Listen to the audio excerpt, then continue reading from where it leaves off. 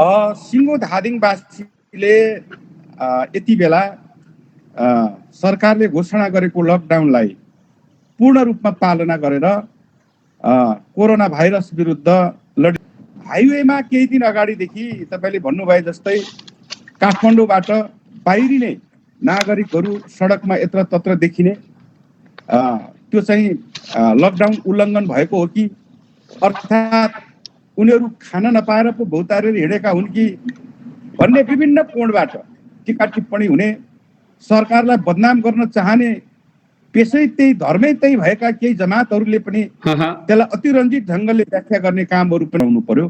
र यदि कथम कदाचित कोही मानिसहरू छिटफुट रूपमा त्यसरी सडकमा देखा पर्यो भने उनीहरूलाई उनीहरूको गन्तव्य पुर्याउने, सहज ढङ्गले पुर्याउने त्यो व्यवस्था पनि गर्नु पर्यो भनेर हिजोको दिनदेखि यो काम सुरु भएको छ र आज असाध्यै प्रभावकारी ढङ्गले काम भएको छ र एकजना बटुवा पनि सडकमा देखिएको छैन। आज अलिकता समस्या भनेको उत्पादन भएको तरकारी हो। वो उत्पादन भएको तरकारीहरूले बजार नपाउने हो कि ठाउँसम्म पुर्याउन नसक्ने हो कि भन्ने एक खालको समस्या छ। यसमा खास गरिकन काठमाडौँमा केही दिन अन्यल रह्यो र म आफैले पनि कृषि मन्त्रीज्यूसँग कुराकानी गरेँ। सिङ्गो मानव जातिले एक भएर लड्नुपर्ने यो कोरोना र यसलाई हामी पचाउन सक्छौँ। हामीले सरकारले लकडाउन गरेको छ, यसलाई पूर्ण रूपमा पालना गर्न सक्यौँ भने हामी नेपालीहरूले यसलाई जित्न सक्छौँ, कोरोनालाई जित्न सक्छौँ भन्ने मनोविज्ञान छ हामीकोमा।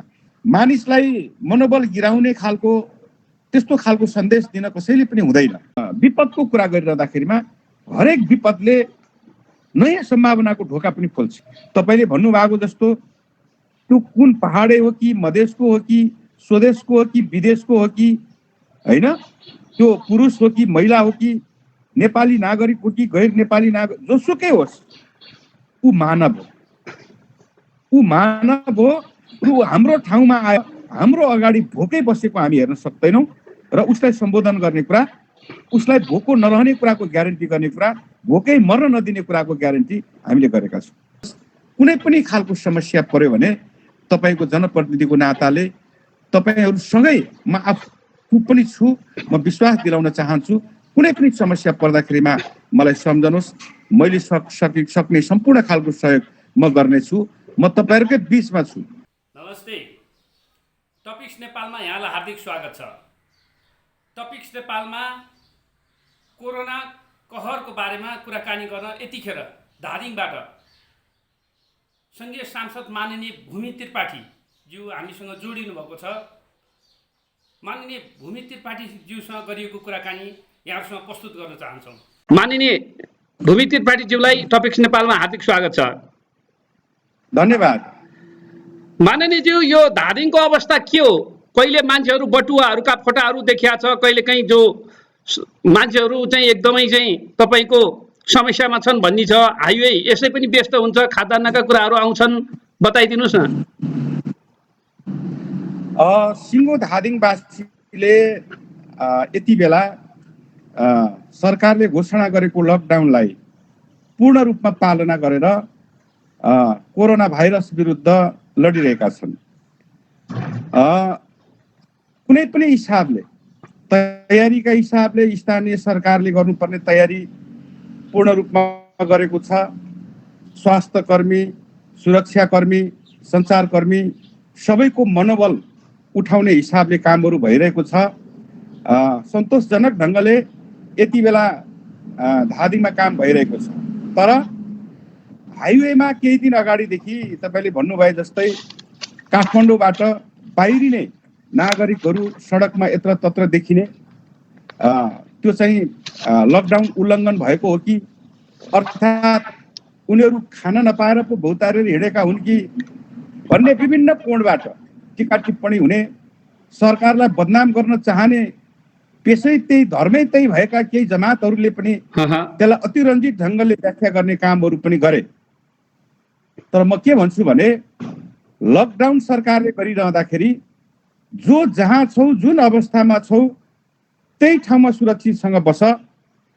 त्यहाँबाट अन्यत्र जानु पर्यो भने जानुपर्ने अत्यन्तै आवश्यक पर्दाखेरि सरकारलाई जानकारी दिएर सरकारको अनुमति लिएर जाने, बिरामी पर्यो भने सरकारले उपचार गर्ने खान पाएन भने सरकारले खुवाउने पियाउने व्यवस्था गर्ने, यी सबै कुराहरू भन्दै पनि केही मानिसहरू अज्ञानतावश भुलवश अर्थात् परिवारसँग भेट्नको लागि लामो समय बेरोजगार रहेपछि मानिसहरू आए।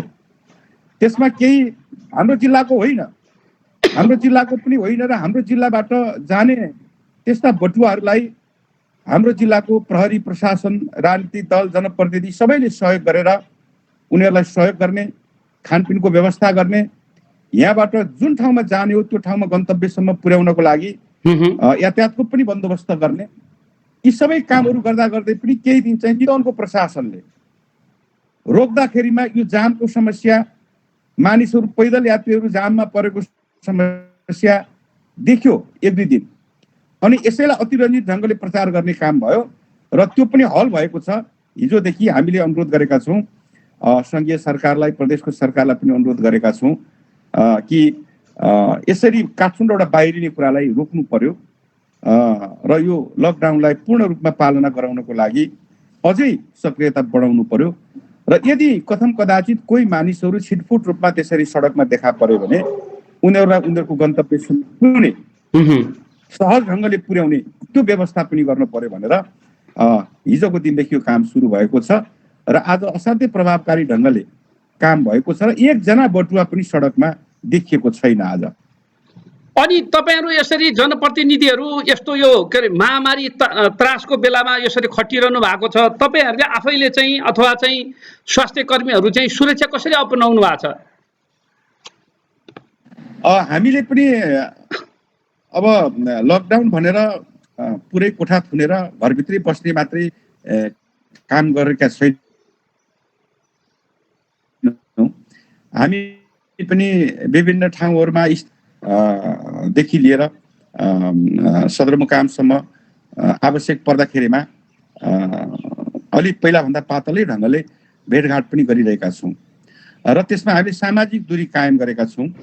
भेटघाट गर्दाखेरिमा पनि ठुलो सङ्ख्यामा नगर्ने र सामाजिक दूरी कायम गरेर गर्ने र हामीले आजबाट सुरु गरेका छौँ। हामीले चाहिँ अब भिडियो कन्फरेन्सबाट धेरै मानिसहरूसँग एकैपटक कुराकानीहरू गर्न सक्ने, जिल्लाभरिको सबै यथास्थिति के छ त्यो सबै कुराहरू बुझ्न सकिने, त्यो कारणले हामीले आजबाट सुरु गरेका छौँ र यसलाई प्रभावकारी ढङ्गले चलाउने हो भने यो निकै काम लाग्दो हुन्छ भन्ने लाग्छ मलाई। र अब जिल्लामा ठाउँ अनुसारको समस्या, हाइवेमा एक खालको समस्या छ, गाउँमा अर्को खालको समस्या छ। ग्रामीण भेगमा लकडाउनले त्यति ठुलो प्रभाव केही पनि पारेको छैन। गाउँमा कृषकहरू खेतीपातीमा व्यस्त छन्, यति बेला खेतीपाती लगाउने बेला हो। बाहिर गएका आफन्तहरू, घर परिवारका मानिसहरू पनि यति बेला घरमा आएर काममा सघाइरहेका छन्। तरकारी उत्पादन भइरहेको छ। तरकारी असाध्यै राम्रो उत्पादन हुने क्षेत्र हो हाम्रो निर्वाचन क्षेत्र, कि यसले काठमाडौँमा पनि, पोखरामा पनि, नयाँघाटमा पनि ठुलो मात्रामा तरकारीहरूले त्यसको राम्रो ढुवानी हुन सकेन भन्छ नि त। अलिकता समस्या भनेको उत्पादन भएको तरकारी हो। वो उत्पादन भएको तरकारीहरूले बजार नपाउने हो कि ठाउँसम्म पुर्याउन नसक्ने हो कि भन्ने एक खालको समस्या छ। यसमा खास गरिकन काठमाडौँमा केही दिन अन्यल रह्यो र म आफैले पनि कृषि मन्त्रीज्यूसँग कुराकानी गरेँ। उहाँले तत्कालै मैले कुराकानी गरेकै दिन उहाँले चाहिँ ल अब यो तरकारी बजारको व्यवस्थापन म गर्छु भनेर भन्नुभएको थियो। त्यही दिनबाट सुरु भएको छ। पोखरा जानको लागि पनि केही असहज भएको हो कि भन्ने छ, त्यहाँ पनि मैले कुराकानी गरिरहेको छु। त्यसलाई पनि प्रभावकारी ढङ्गले आवत जावत गर्नलाई, किसानहरूको गाडीलाई उत्पादन भएको तरकारीलाई त्यहाँसम्म पुर्याउने त्यति व्यवस्था गर्न सकियो भने, किसानले बजार पायो भने उनीहरू यो वर्ष किसानहरू पुरै मतलब अहिले उत्पादन भएको तरकारी सँगसँगै अर्को लट तरकारी लगाउने र अनि खेतीपातीमै रमाउने, हाम्रो भविष्य यसमै छ भन्ने एक खालको एउटा विश्वास पनि हुन्थ्यो। र अहिले अब सहर बजारबाट आएका गाउँमा बस्ने परिवारका सदस्यहरू पनि अब खेतीपातीमा रमाउन थालेका छन्। अब म त के भन्छु भने, अब हामीले गाउँघरमा अनिकाल पर्यो, खान पाएन, मानिसहरूलाई खाद्यान्न दिनु पर्यो, राहत दिनु पर्यो भन्ने कुरा भन्दा पनि केही सङ्ख्या त्यस्तो होला दिनभरि कमाएर त्यो कमाइले बाँच्नुपर्ने, परिवार पाल्नुपर्ने पनि केही होला। त्यस्तोको लागि राहत आवश्यक होला। तर किसानहरू जो आफू खेतीपाती गर्नुहुन्छ उहाँहरूलाई हामीले मल र बिउको व्यवस्था गरिदिन सक्यौँ भने त्यो असाध्यै राम्रो हुन्छ र अर्को वर्षको लागि पनि त्यसले चाहिँ हामीलाई थेक्छ। र फेरि किसानहरू यति उत्साहित भएर काममा लागेका छन् अहिले कि अब हामी चाहिँ हाम्रो भविष्य भनेको यही रहेछ, अरू चिज भनेको अस्थायी रहेछ, यो चिज भनेको चाहिँ थाहै रहेछ, हाम्रो पुर्खाले गरिआएको चिज, हाम्रो बाँझो खेत जमिनलाई अब हामीले उर्वर बनाउने हो, हराभरा बनाउने हो भनेर एक खालको चाहिँ त्यो खालको चेतना पनि त्यो खालको उत्साहजनक ढङ्गले आएको छ। यो कोरोनाकोले यो मान्छेको चाहिँ अहिले करुणा जगाएको छ भन्छ, परिवारको बिचमा बस्नुपर्छ भन्ने स्थिति छ। मानसिक रूपमा चाहिँ मान्छेहरूको अवस्था कस्तो छ यो कोरोनाको त्रास अथवा चाहिँ महामारीबाट चाहिँ यहाँले जिल्लामा कस्तो बुझ्नु भएको छ? अब त्यति ठुलो आतंक छैन। के छ भने कोरोना अब हामीलाई मात्रै होइन, यो संसारभर मानव जातिकै विरुद्धमा संक्रमित भइरहेको यो कोरोना मानव जातिले एक भएर लड्नुपर्ने यो कोरोना र यसलाई हामी पचाउन सक्छौँ। हामीले सरकारले लकडाउन गरेको छ, यसलाई पूर्ण रूपमा पालना गर्न सक्यौँ भने हामी नेपालीहरूले यसलाई जित्न सक्छौँ, कोरोनालाई जित्न सक्छौँ भन्ने मनोविज्ञान छ हामीकोमा। तर कहिलेकाहीँ के भइदिन्छ भन्दाखेरि यो सामाजिक सञ्जालमा अनावश्यक कुराहरू मान्छेलाई आतंकित बनाउने होइन त्यस्ता खालका कुराले चाहिँ कहिलेकाहीँ अलि नेगेटिभ खालको मेसेज पनि दिएको छ। त म के भन्छु भने मानिसलाई मनोबल गिराउने खालको त्यस्तो खालको सन्देश दिन कसैले पनि हुँदैन। माननीयज्यू, अब यो के छ भन्दाखेरि अहिले यो आर्थिक क्षेत्रमा व्यापार व्यवसायका कुराहरूमा चाहिँ यहाँले चाहिँ कस्तो किसिमले हेर्नु भएको छ? यसले त दूरगामी असर बनाउँछ होला?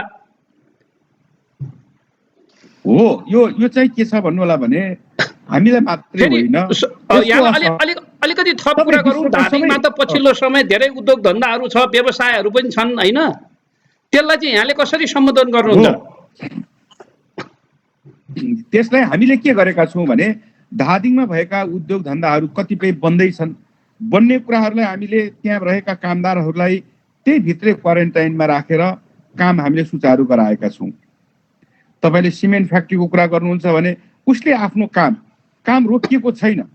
हामीले उनीहरूलाई त्यहाँको सामाजिक दूरी कायम गर्दै उनीहरू आफ्नो बस्ने आफ्नै उद्योगतिर उनीहरू बसेका छन्, आफ्नै उसमा कम्पाउन्डभित्र, त्यो काम पनि रोकिएको छैन। ठुल्ठुला राष्ट्रिय गौरवका आयोजना अलिकति प्रभावित भएको चाहिँ सुरुङ मार्ग अलिकति प्रभावित भएको छ र हामीले यो हाइवेलाई पनि यो मर्मत सम्भार गर्ने 9 लिएर पिप्लाको मोडसम्म धादिङको खण्ड त्यसको टेन्डर भइसकेको थियो गर्ने, त्यो कामलाई पनि हामी सुरु गराएका छौँ। यो यस्ता आयोजनाहरूलाई हामीले रोक्नु हुँदैन, त्यो लगायतका जिल्लाका अरू ठुल्ठुला आयोजनाहरू रोक्नु हुँदैन भनेर लागेका छौँ। र जहाँसम्म चलिरहेका सानातिना उद्योगहरू व्यापारहरू होइन ती ठप्प हुँदाखेरिमा त्यसको नकारात्मक असर त जरुर पर्छ नै, नपर्ने होइन। तर हामीले सिङ्गो मानव जातिलाई बचाउनु पर्नेछ, आफू पनि बाँच्नु पर्नेछ होइन।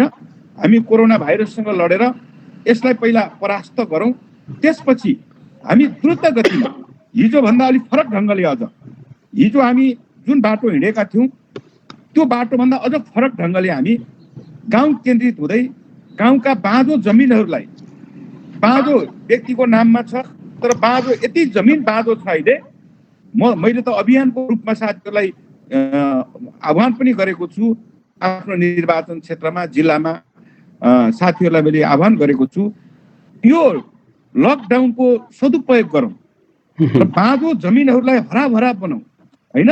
मल बिउ तपाईँलाई आवश्यक पर्छ भने तिनै तहको सरकारसँग हामीले कुराकानी गरेका छौँ र मल बिउको चाहिँ एकदम सुलभ मूल्यमा सर्वसुलभ तरिकाले र सकिन्छ भने अनुदानै पनि दिएर कतिपय ठाउँमा त्यसरी हामी मल बिउहरू पुर्याउँ र मानिसहरूलाई एकपटक फेरि यो बाँझो जमिनलाई हराभरा बनाउने अभियानमा लगाउँ भनेर साथीहरूले काम पनि सुरु गर्नुभएको छ। हामीले आज पनि त्यो विषयमा छलफल गरेका छौँ र हामी फेरि नयाँ ढोका, नयाँ धेरै सम्भावनाहरू, हामीले विपदको कुरा गरिरहँदाखेरिमा हरेक विपदले नयाँ सम्भावनाको ढोका पनि खोल्छ। त्यसैले यो विपददेखि हामी डराउनु हुँदैन, विपददेखि आत्तिनु हुँदैन, विपदलाई सबै मिलेर परास्त गरौँ। कोरोना भाइरस परास्त भइसकेपछि सम्भावनाका अरू नयाँ ढोकाहरू पनि सँगै खुल्छन् भन्ने मेरो विश्वास छ। यसले त के अरे राष्ट्रिय विपत्तिले त एउटा चाहिँ साथ र सहयोग एकताको कुरा पनि, भावात्मक एकताका कुरा पनि लिएर आउने भए, सद्भावका कुरा पनि लिएर आउने भए। हो, तपाईँले भनेको जस्तो यो कुराको त डेभलप चाहिँ हुँदैछ। अब अर्को कुरा के छ भने अहिले अब सरकारको रूपमा के छ भने यो त्रासले चाहिँ कोही मान्छेहरूको काम छैन, कतिको दाम छैन, कतिलाई राहत छैन, कतिको अब राहत लिनलाई पनि उनीहरूको नागरिकता चाहिन्छ भन्छ, कतिको नागरिकता छैन, कोही स्थानीयवासी पनि होइन होइन। अब ऊ भोकै रहने कुरा पनि भएन, मर्ने कुरा पनि भएन। यसलाई चाहिँ कसरी सम्बोधन गरिरहनु भएको छ? हामीले खास गरिकन भोको मानिसलाई, जो भोको छ, जसको चुलो बलेको छैन, जसले आफ्नो परिवार पाल्ने काम हिजो गर्थे त्यो काम आज पाएको छैन, काम नपाएको, काम नगरेको कारणले उसको परिवार भोकै बस्छ भने त्यसलाई भोको नरहने कुराको ग्यारेन्टी गरेका छौँ। तपाईँले भन्नुभएको जस्तो त्यो कुन पहाडे हो कि मधेसको हो कि स्वदेशको हो कि विदेशको हो कि होइन, त्यो पुरुष हो कि महिला हो कि नेपाली नागरिक हो कि गैर नेपाली नागरिक, जोसुकै होस्, ऊ मानव हो। ऊ मानव हो।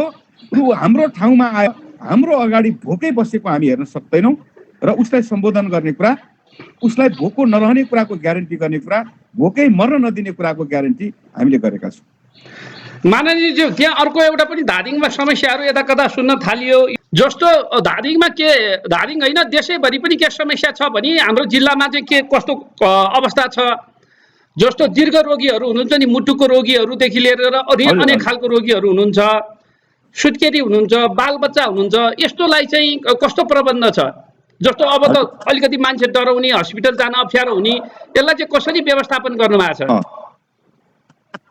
त्यस्तो खासै समस्या यति बेलासम्म हामीले महसुस गरेका छैनौँ, किनभने हामीले नियमित रूपमा हिजो उपचार भइरहेका, हिजो जसरी मानिसहरू आउँथे, आवत जावत हुन्थ्यो हस्पिटलमा, त्यसमा कमी भएको छैन। बरु हिजोभन्दा बिरामीको सङ्ख्या आज कम भएको महसुस गरेका छौँ हामीले। जस्तो खानपानमा मानिसहरू सचेत भए होइन, हिजो बिरामीको सङ्ख्या बढी थियो भने आज बिरामीको सङ्ख्या कम छ। र अहिले यो कोरोना भाइरसको कारणले मान्छे डराएर अस्पताल नजाने भन्ने कुरा छैन, र कोरोना भाइरस को बिरामीहरू पनि हामी कहाँ छैन, हाम्रो अस्पतालमा त्यस्तो बिरामीहरू पनि छैन।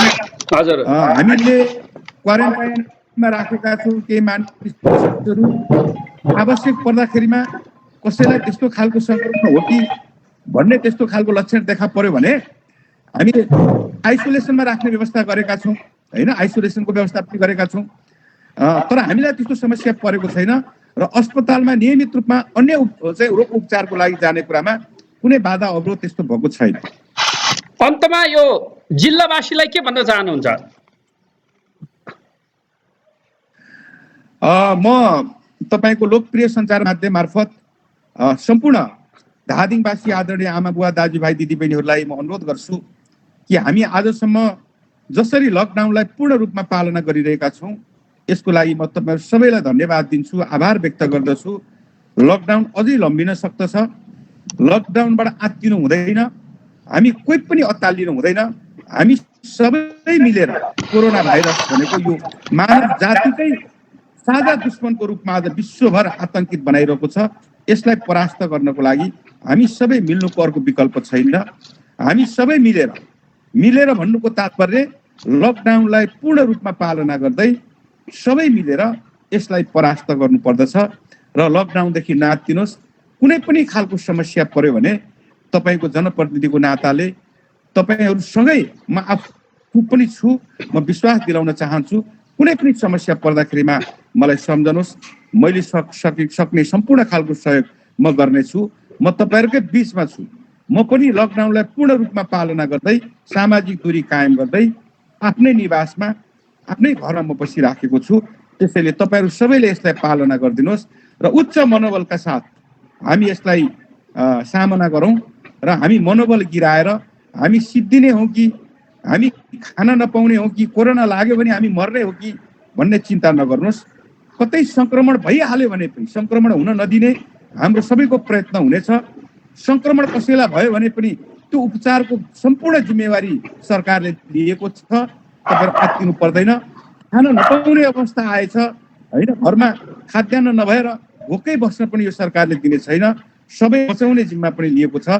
त्यसैले तपाईँहरू कति पनि नआत्तिकन अगाडि बढ्नुहोस् र उच्च मनोबलका साथ यो कोरोना भाइरसलाई परास्त गरौँ।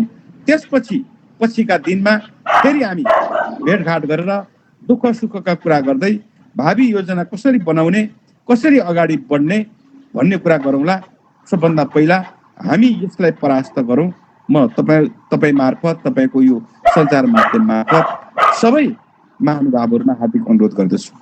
माननीयज्यू, समय र अमूल्य विचारको लागि यहाँलाई धेरै धेरै धन्यवाद। कार्यक्रममा